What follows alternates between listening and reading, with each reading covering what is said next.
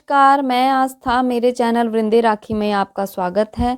आज मैं आपको इस वीडियो में माघ मास के कृष्ण पक्ष की खटतिला एकादशी के बारे में बताऊंगी और इसकी जो कथा है वह सुनाऊंगी। इस कथा के माध्यम से आप इस व्रत को करने की विधि जान जाएंगे।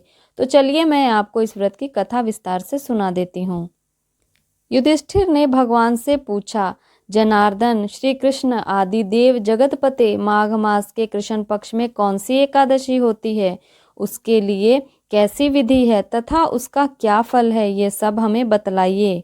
भगवान कृष्ण बोले, हे राजन सुनो, माघ मास के कृष्ण पक्ष की जो एकादशी है वह खटतिला एकादशी के नाम से विख्यात है, जो सब पापों का नाश करने वाली है। अब तुम खटतिला एकादशी की पापहारिणी एकादशी की कथा सुनो, जिसे मुनि श्रेष्ठ पुलस्त्य ने दालभेय से कहा था।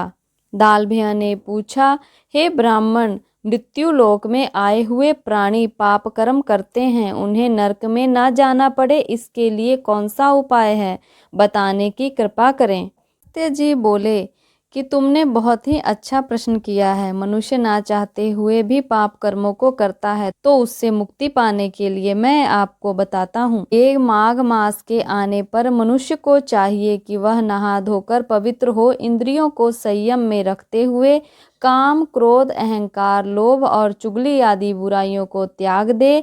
भगवान विष्णु का स्मरण करके जल से पैर धोकर भूमि पर पड़े हुए गोबर का संग्रह करे, उसमें तिल और कपास छोड़कर 108 पिंडिकाएं बनाए।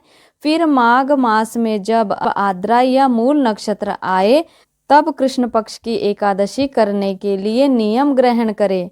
भली भांति स्नान करके पवित्र हो शुद्ध भाव से देवादिदेव श्री विष्णु जी की पूजा करें। कोई भूल हो जाने पर श्री कृष्ण का नामोच्चारण करें। रात को जागरण और होम करें। चंदन, अर्गजा, कपूर, नैवेद्य आदि सामग्री से शंख, चक्र और गदा धारण करने वाले देवेश्वर श्री हरि की पूजा करें।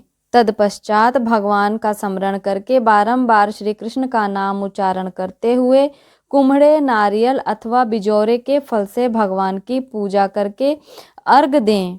अन्य सब सामग्रियों के अभाव में 100 सुपारियों के द्वारा भी पूजन और अर्घ दान किया जा सकता है।